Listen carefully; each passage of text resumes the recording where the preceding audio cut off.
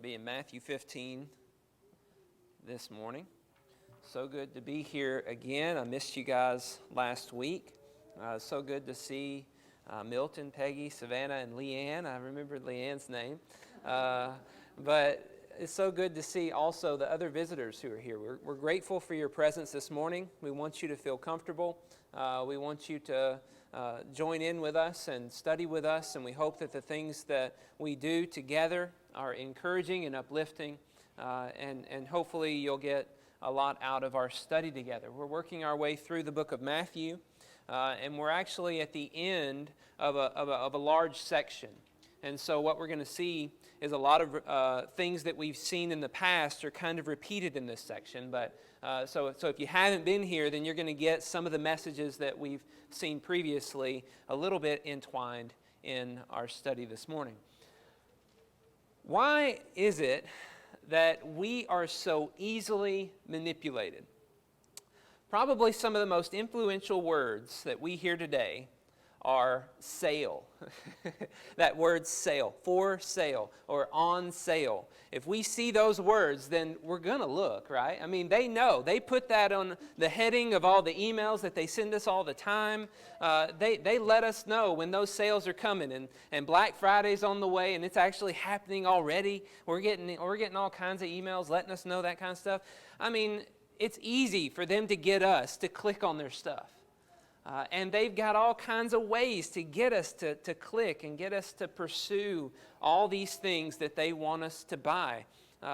It's interesting. I've noticed in myself a struggle whenever I see something for sale on Amazon or something, and then I see limited stock. Oh, man. I've got to jump on this or else it's all going to be gone, right? They've got all these tricks and ways of manipulating us and getting us to do the things that they want us to do. And they're becoming more and more advanced in their ways of doing it, listening to us speak and looking at all our searches and everything that they're doing. And that is influencing our decisions and manipulating our behaviors. And it's actually pretty easy for them to do. How is it that we are spiritually influenced and manipulated? Have you ever thought about that? This is, we can easily understand the manipulation that goes on with buying different things in the consumerist world that we live in. But think about how people are manipulating us and influencing us spiritually. That's what we're going to be studying about as we study together in chapter 15 and 16 of Matthew. As I said, there's going to be a repeat of a lot of the things that we've studied before, so we're actually going to be covering a pretty large section this morning as we see some easy similarities to previous lessons that we've studied together. But at the end of it, we're going to see something new and something that I think is really the point of all that we've been studying since back in chapter 8. From chapter 8 all the way through 16, has been giving us a repetition of these ideas. And here at the end of this section, he brings the ideas to the forefront for us to look at and see what he has discussed, what Matthew has discussed in the life of Jesus. And then he draws us to an overall point at the end. There are four ideas, really, that are at the core of Matthew 8 through 16. And we're going to see those in our study. First of all, Jesus shows that he is from God, as he demonstrates power over the earth and over our diseases and all the sicknesses and things that we have to deal with. He shows he is surely from God. And he shows that he has compassion and mercy. Really, the picture throughout is a picture of a man who loves people and wants to help people, who feels sympathy and empathizes and sympathizes with those around him, wanting them to have better lives. And to not be suffering as they have been forced to suffer. He even, as we saw last week, is willing to show compassion to Gentiles. But another thing that's been mixed in with all of this is that the religious leaders are offended by Jesus. They want to influence everyone to disbelieve Jesus, to not believe in him. And they're throwing out all kinds of arguments to try to fight against Jesus. And the crowds and the disciples are struggling to overcome their influence and develop a faith in Jesus. Really, that is the whole of this section. As you go from chapter 8 all the way through chapter 16, you just kind of wonder, where is all this going? Why is all this being told to us? It just seems like a random splattering of information about Jesus' life. Well, really, as we look, we're going to see this is really what Matthew's been pointing at, is this kind of development in society all around Jesus. Let's begin our study in Matthew 15, verse 29. And we'll see how these 4 points are laid out even in the text that we're looking at this morning. It says, Jesus went on from Tyre and Sidon, where he'd healed the Canaanite woman, and he walked beside the Sea of Galilee. So Jesus is back near his hometown. And he went up on the mountain and sat down there, and great crowds came to him, bringing with them the lame, the blind, the crippled, the mute, and many others. And they put them at his feet, and he healed them. So that the crowd wondered when they saw the mute speaking, the crippled healthy, the lame walking, and the blind seeing. And they glorified the God of Israel. Notice this is a very familiar scene to us now. As Jesus goes up on a mountain and all these sick people are brought to him, he heals them. This is something we have seen over and over again in the book of Matthew. Since chapter 8, it's been repeated in nearly every chapter. In chapter 10, his disciples were doing it, but we don't really see him doing it. But every other chapter, we see Jesus healing everybody who comes to him. This is something that Jesus is able to do because of the power of God that is working in him. Can you imagine being around Jesus on one of these scenes and watching someone who has some kind of a limp or some kind of a crippled arm or some blindness, and they're having to be led, and then they leave Jesus completely healed of that, walking whole and unaffected by the things that they have experienced in their past.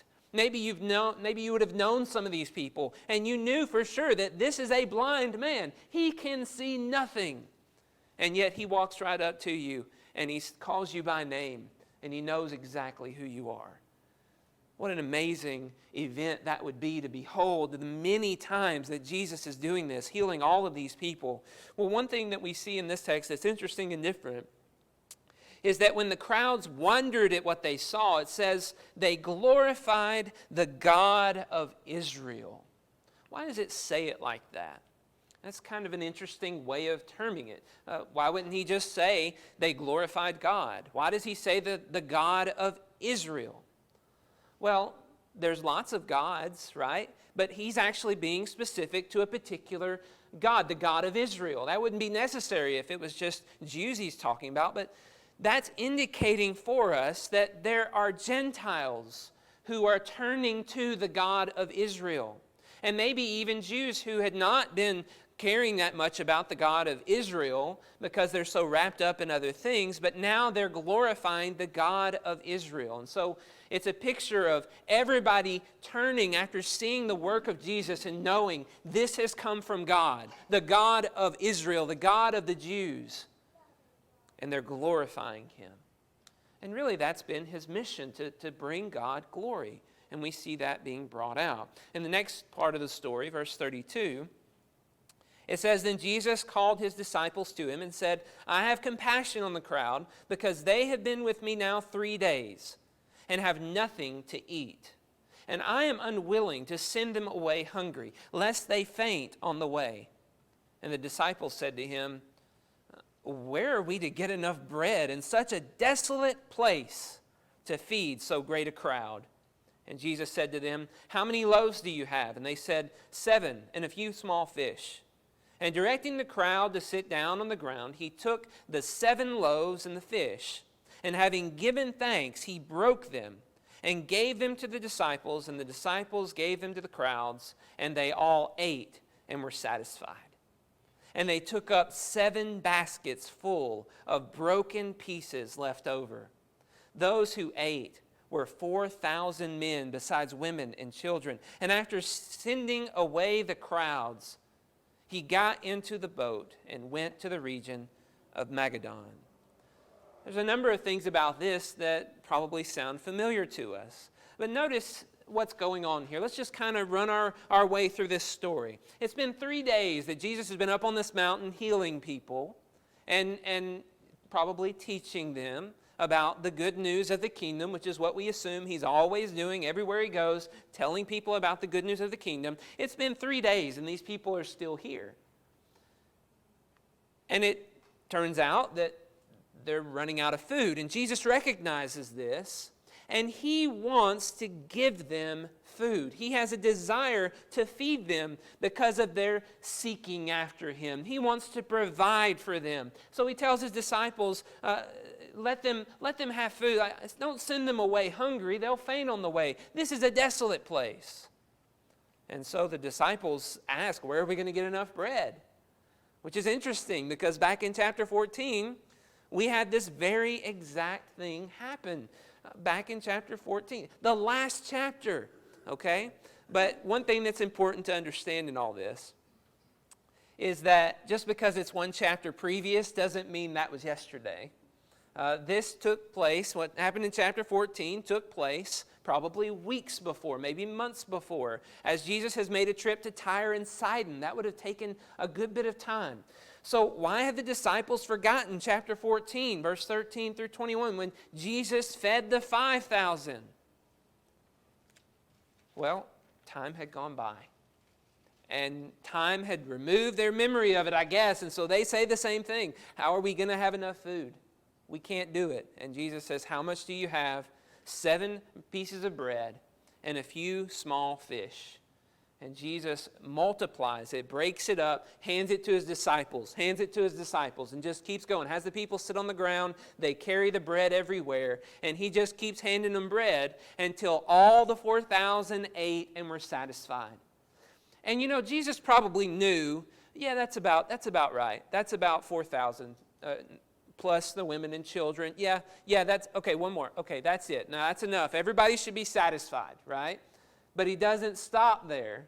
He just keeps going because there's no limit to what he can give. And at the end, they take around 7 baskets and they fill it full of leftover pieces.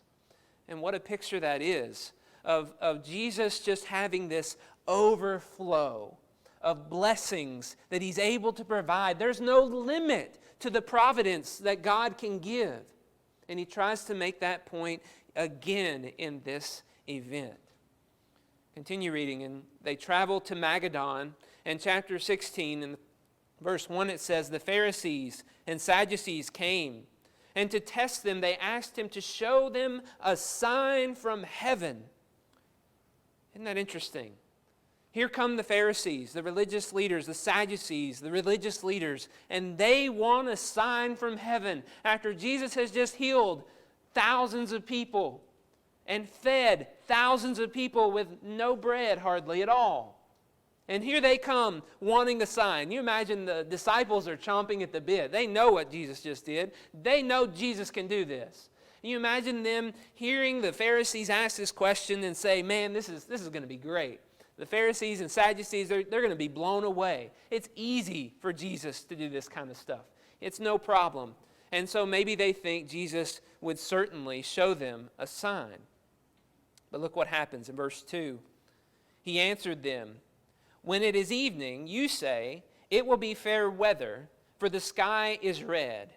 And in the morning, it will be stormy today, for the sky is red and threatening. You know how to interpret the appearance of the sky, but you cannot interpret the signs of the times. An evil and adulterous generation seeks for a sign, but no sign will be given to it except the sign of Jonah. So he left them and departed. Wow, once again, we see Jesus not giving a sign to the Pharisees and Sadducees. Why wouldn't Jesus give them a sign? All he has to do is just heal somebody, right? Or calm a storm or walk on water. I mean, he can do a number of things to convince them that he is the Messiah and do all these signs, but he refuses. Well, notice verse 1. It says, and the Pharisees and Sadducees came, and to test him, they asked him to show them a sign from heaven. This was all a test. Jesus knows that their intentions are not good. They are not looking for the Messiah in Jesus. They're looking for an opportunity to disprove Jesus, to try to help him fail the test. They don't believe in him. They're still on the fence maybe about him, and they're very skeptical. And Jesus refuses them because he's in keeping with the things that he said back in chapter 7. Back in chapter 7 of Matthew in verse 6, he says to those on the Sermon on the Mount, "Do not give dogs what is holy, and do not throw your pearls before pigs, lest they trample them underfoot and turn to attack you." Jesus knows these men are not capable of valuing the things that he can give them. He says it, and the way that he says it is, you can interpret the signs of events that are going on around you secularly. You can interpret the signs of the weather, but you cannot interpret the signs of the things that are going on in the kingdom of God. You can't see and understand God working in me. You think about it, these men have had ample opportunity to see signs from Jesus, and yet they still come to Jesus testing him. There's been thousands of people probably all around them visiting in that area that are talking about the miracles Jesus has done. And yet they refuse to go out and see for themselves. Instead, they wait till Jesus comes to their territory, and then they say, "Oh, there's Jesus. Hey, why don't you show us a sign?" And Jesus says, "No, I'm not going to give you a sign." He says, "The only sign you will get," he says, "an evil and adulterous generation seeks for a sign, but no sign will be given to it except the sign of Jonah." Now, if all this sounds familiar as well, that's because it was also mentioned back in chapter 12. This is all repetition. Matthew is ingraining this in our minds, helping us see these ideas. This was in Matthew chapter 12, verse 38 through 41. Some scribes and Pharisees came to him and answered him, saying, "Teacher, we wish to see a sign from you." But he answered them, "An evil and adulterous generation seeks for a sign, but no sign will be given to it except the sign of the prophet Jonah. For just as Jonah was 3 days and 3 nights in the belly of the great fish, so will the Son of Man be 3 days and 3 nights in the heart of the earth. The men of Jonah will rise up at the judgment with this generation and condemn it, for they repented at the preaching of Jonah. And behold, something greater than Jonah is here." The same statement was made by Jesus to Pharisees and scribes, and now we see it repeated again. What does this tell us? It tells us that these religious leaders are refusing to believe in the signs that have been given to them, and they're seeking more because of their stubborn, rebellious heart. They refuse to see it. They are Jonah, and they need a sign of Jesus being buried and resurrected 3 days later. And that's all that they'll get. And then they're going to have to make the decision. They're that stubborn, rebellious prophet. You remember the story of Jonah that goes away from the will of God, tries to get to the other end of the earth rather than going to Nineveh and preaching repentance. This is the kind of hearts that the religious leaders have.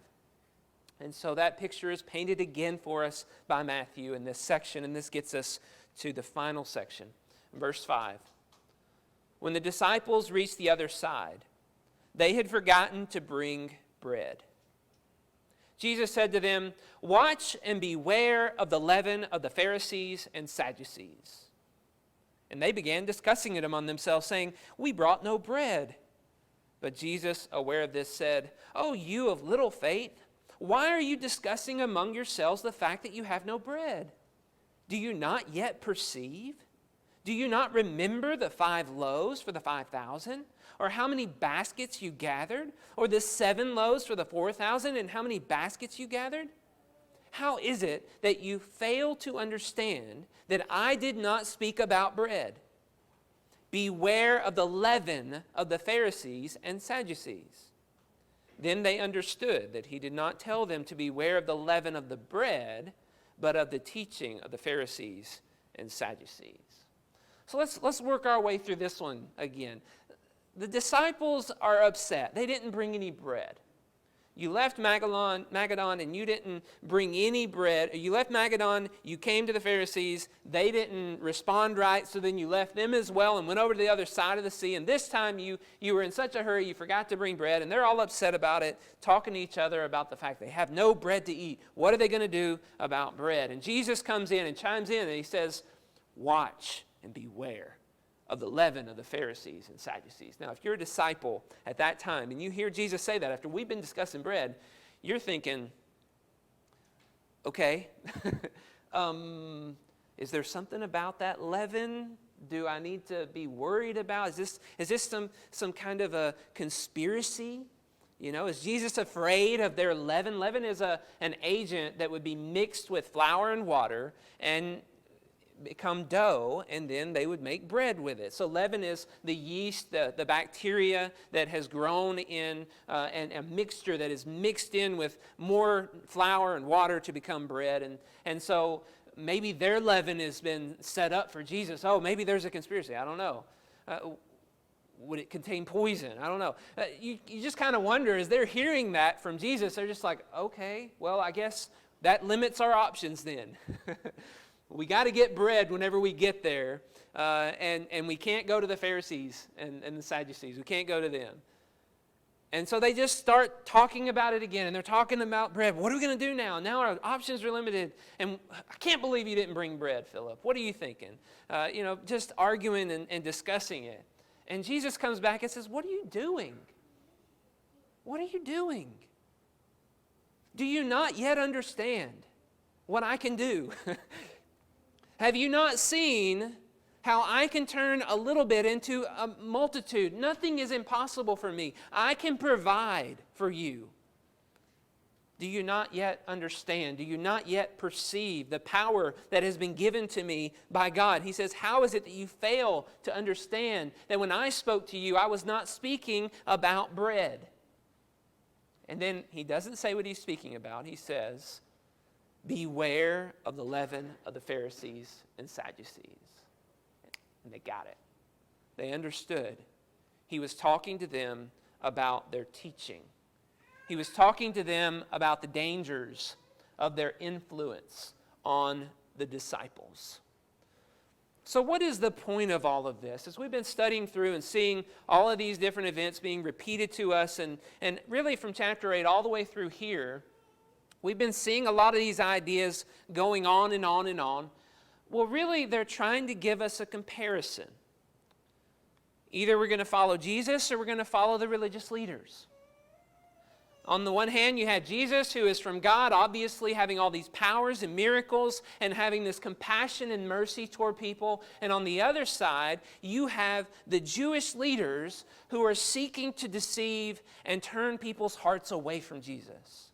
And Matthew wants us to see it very clearly that their influence is dangerous for the disciples. There is a spiritual battle that is going on, and Jesus wants his disciples here at the end of this section to take notice of that spiritual battle and don't take it lightly. The Jews will stop at nothing to deceive the people and to cause them to fall away through their influential teachings. They're all in danger. And they need to take it very seriously. Let's go into a little bit more detail. What does he mean whenever he talks about the leaven of the Pharisees and Sadducees? What is that? What are the teachings of the Pharisees and Sadducees that we've seen throughout this entire section that we're supposed to take note of and that the disciples are supposed to see and be aware of? Well, first of all, the disciples, as they have entered into a relationship with Jesus, discipleship with Jesus, you can just imagine the danger of hearing from religious leaders, men who you once listened to and respected, telling you, this man casts out demons by Beelzebul. He's a worker of Satan. That's where he's getting his power from. This man is a friend of tax collectors and sinners. How could you possibly befriend such a man? You see how these negative comments, negative statements against Jesus could be very detrimental to men who have given up everything. It could cause them serious anxiety, anger, confusion, hopelessness, as they battle with, is he really the Messiah or not? As they forget about the things that they've just seen. And there's new arguments being brought to them to cause them to doubt.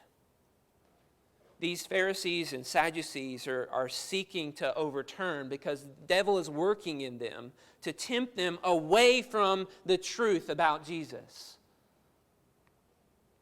They're pressuring these people. They're pressuring these disciples to be like them. To look down on the false teachers like Jesus. And to look down on all those sinful people that he's acting like are okay. Those Gentiles. He's accepting the Gentiles. We can't do that. We are the holy people of God. You could just hear them saying these kinds of things. And the disciples would be struggling with their perception of Jesus. And it would be easy for them to lose sight of the overflow of blessings and the overflow of providence that they have been handed in Jesus. God has provided them with the ultimate blessing and salvation that they needed. And it could easily be forgotten just because of some men making some good arguments against it. Well, how are we going to apply this to ourselves? Who influences our worldview? Who influences our worldview? We have leaders who preach to us all the time.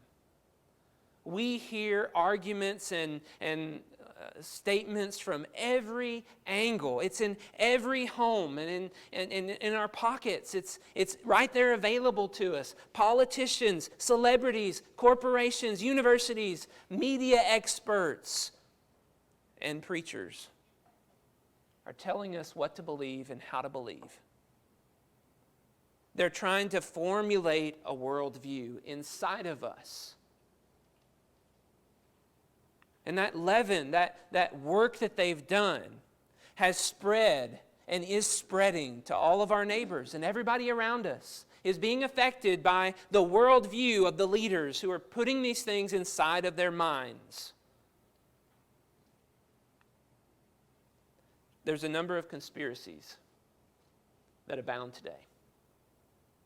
There's a number of conspiracies that abound today. And guess what?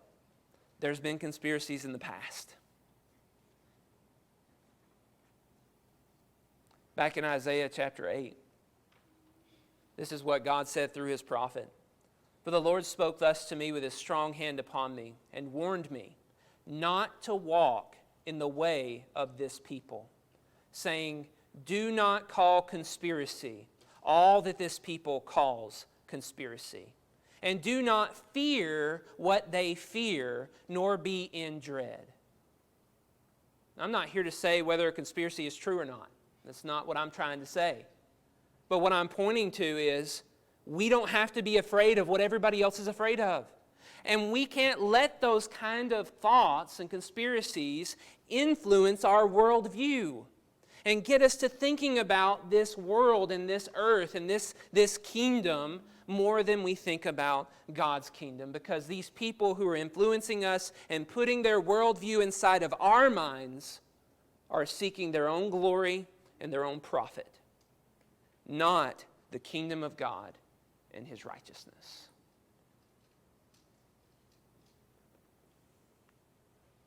I didn't choose this text to talk about this. This is what was next. And what we see here is the leaven hasn't changed much. We have to be aware of it. We can't believe everything we read and everything we hear. And those thoughts are formulating our ideas about what Jesus will accept or not accept. Well, this party believes in Jesus, and this party believes in Jesus, but this party believes in Jesus this way, and this party believes in Jesus this way, and if you really love Jesus, you'll be like this, or if you really love Jesus, you'll... No. This describes Jesus.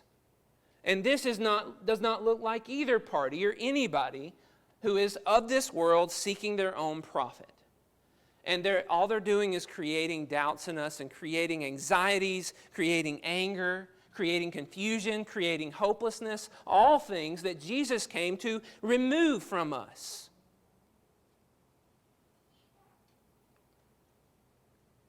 The Pharisees and Sadducees had their way. The disciples would be just like them, and be looking down on everybody who's not like them. Jesus was not that way. And we can't be that way either. We can't lose sight of the overflow of blessings that we have in Christ and be overcome with the anxieties and the cares of this world. The world wants us to be like them, but now's the perfect time to show them we're nothing like them. We have a hope that endures the sufferings of the fall of nations. We have a hope that endures the sufferings of persecution or oppression, because the blessings of God have been poured out upon us. And our mission is not to endure physically, but it's to exalt and glorify the God that we serve. It's to share the grace that God has given us, to be loving, compassionate, and merciful like Christ is. And that's our call on this earth. I know there's a lot of things that have been going on in the world. But as we gather here, I love the fact that I don't hear everybody belly aching and upset about the events of the world around me. I hear some grieving and sadness, and that's understandable in some ways for some people. And I don't hear any rubbing your nose in it. I don't hear any boisterous or anything like that. There's love for one another and a love for God and a focus on the kingdom of God and His righteousness. And that's what we're here to pursue. We have to be careful and be aware of the influences that are all around us. If Facebook is causing fears and anxiety and distractions from the mission that God has given us to do and the love that we have for our neighbor, we need to get rid of it. If the media and turning on the TV is causing that stuff, we need to get rid of it and go out and be a neighbor to those around us and show them the love of God working in us. I said it in Bible class, I'll say it again. The world around us is distressed and discouraged because of the place that we live. The president that the place we lived elected didn't get the president. And so there's a lot of people thinking it's the end of the world. As Tommy said in the announcements, we're here. And we're still going to be here, Lord willing, for many years to come. So let's use this opportunity to shed hope to others. And if you're here this morning and you feel like you don't have hope because your trust has been in things of this world, I want to tell you this is the hope that is eternal, that will never get taken away, no matter who is elected, no matter what happens to our society, no matter what happens to our prosperity. This hope will never get taken away from us.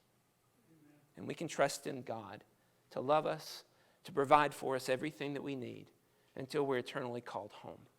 If you don't love God and you don't trust in Him, will you please think twice about who is influencing your worldview and understand that they don't know and understand what's going on like God does.